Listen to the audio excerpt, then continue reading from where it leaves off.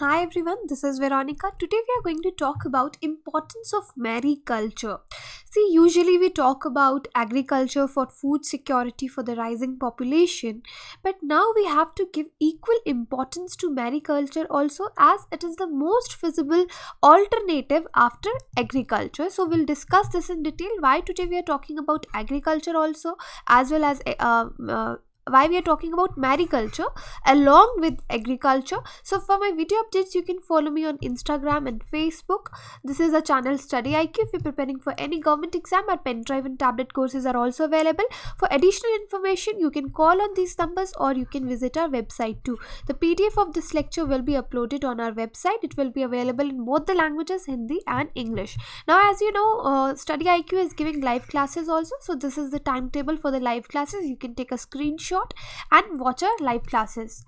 Now, what is the relevance of this topic in your exams? Now, see, from UPSC perspective, in your mains paper 3 agriculture, when there comes a question on food security, it will be covered there. And at objective level, you should know what is mariculture, what are edible seaweeds, what is photorespiration, project ripe. Okay, so at subjective level, in light of declining land crop productivity, the news card emphasizes the feasibility of seaweeds as an alternative food. So there it could be covered. Now see, what is why it is in news, because nowadays the population of our country as well as the global population is on the rise, and then there will come a question mark on the food security, how we will provide sufficient food to the rising population. Already, you know, people are dying of hunger. We are already having shortage of food and crops in the world, in India especially. So how we are going to address this problem in future? So definitely there comes mariculture as an option. Mariculture means the cultivation of aquatic plants and animals. So even vegetarians can have this diet. It won't affect them because there are a lot of plants which are edible, right? So their cultivation is known as mariculture. Now let's talk about food security, which is at stake. Firstly, just understand this, that about 37% of area of the entire world is agricultural land, a third of which, that is about 11%, is used for crops. Now, as the population of the world rises to 9.7 billion people in coming 30 years, the land available for crops will drastically reduce. Thus, there is an immediate need to try and improve the efficiency of food production. So, experts predict that agriculture yield must be increased by 50% of today between now and 2050. So it should be increased up to 50% if we need to sustain the population for food. How to do this? This is the question that the agricultural scientists across the world are facing. How are we going to address this issue? Now let's see how can we increase this productivity. So there I have divided this into 3 parts. Okay, now just see engineered photosynthesis under Project Ripe.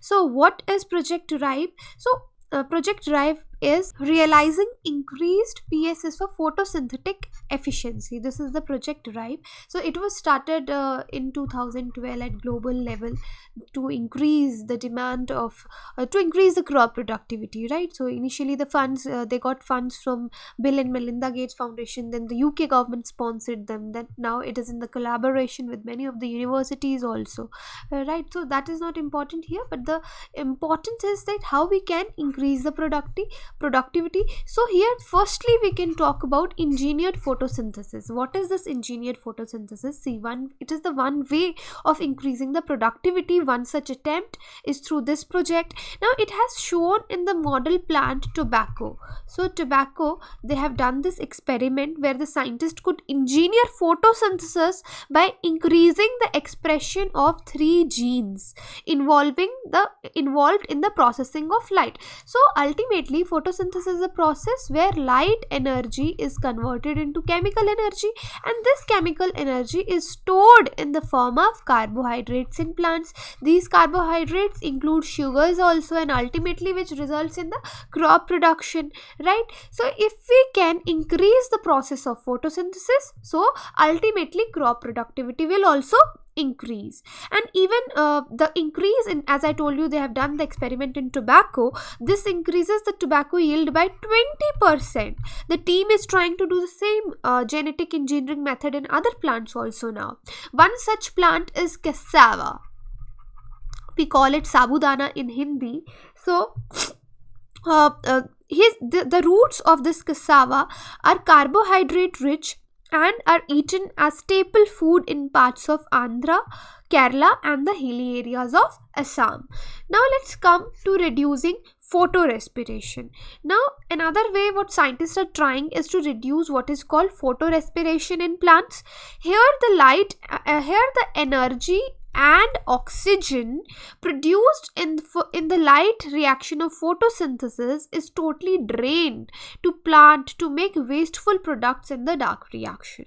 Now it consumes carbohydrates and other food materials, particularly when plants leaves close, in order to reduce water loss by evaporation. So if we can find ways to reduce this process of photorespiration, edible food yields can go up. Now here you don't need to go in the details of photorespiration, what enzyme is needed. So if science students are watching us, so the enzyme here is rubisco, right? So ultimately, as you know, we need 6 carbon compound to make the final product, but here it sometimes what happens, rubisco combines with oxygen and they make a 5 carbon compound. Then the process of photorespiration takes place to convert this 5 carbon compound again into the 6 carbon compound. So if initially only the compound made was 6 carbon compound, there would be no need for photorespiration. So what photorespiration? It uses the energy of the plants in this wasteful mechanism. But okay, you don't need to go in detail here, but you just know that if we'll reduce photorespiration, crop productivity will increase. Now let's talk about the further hurdles. So many of these research attempts, they involve the introduction of external genes and gene products into food crops. So these are opposed by a group of people who do not want genetic engineering and genetically modified plants. So this is a curious situation where science finds ways to deal with genes so as to improve yields, while sociology opposes it based on worries about safety. So a viable solution needs to be found, failing which food production may not increase all to feed the ever-growing population of the world. Because I've already made videos on these genetic engineering food and genetic modified organisms. So you can see there how the people and the government is opposing the genetic modified food in India. So that is definitely a problem in our country. So now here we comes with the alternative. So what alternative to agriculture we are having to explore for the food security? So then mariculture is the one feasible option. The most efficient use of photosynthesis is actually not by land plants but by micro and macro algae such as seaweed. So here more we are talking about the seaweeds in mariculture, because we have to take care of our vegans also, the vegetarians also. So these are the champions contributing to about 50%. These plants are the champions contributing to about 50% of all photosynthesis in the world. Many of them, notably those with dark green, red and brown color, they are totally edible also. Now they are low calorie and nutrient dense food items which are eaten by people in most parts of Southeast Asia. Now next is we can include seaweeds in our diet. See, seaweeds are rich source of vitamin A, vitamin C and minerals such as calcium, magnesium, iron, right, and even the omega-3 and 6 fatty acid which people usually take supplements. So best of all, they are vegetarian, indeed vegan, and do not have any fishy smell, thus good and acceptable also. Let's see what is the scenario of seaweeds in India.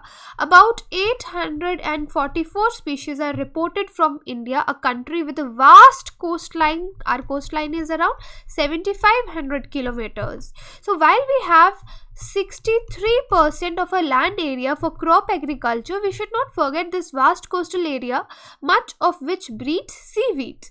Even the CRI, that is the Central Salt and Marine Chemicals Research Institute at Bhavnagar, Gujarat, they have done pioneering work in the area also. Now there are many seaweeds which are found in plenty. For example, we have Ulva, Pyropia, Porphyra, Kappa-ficus.